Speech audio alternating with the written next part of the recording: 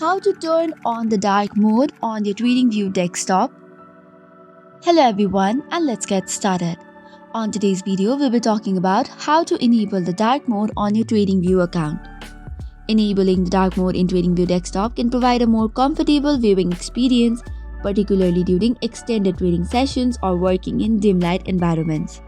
But make sure that you periodically check for updates to the TradingView desktop application. New versions may introduce improvement to the dark mode or other features, enhancing your trading experience.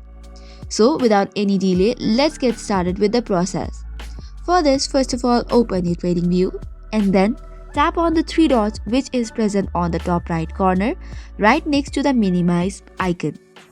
Tapping on it will open a new tab and you can see three types of options. The very first one being system, the second is dark, and the third is the light mode. Now from here you simply have to tap on the dark mode. This will now refresh the page and you will notice that the dark mode has been enabled across all the tabs on your TradingView. So as simply as that, you have enabled the dark mode on your desktop. So that is all for today's video. For more such contents, do not forget to hit the like and subscribe button. Thank you and keep watching.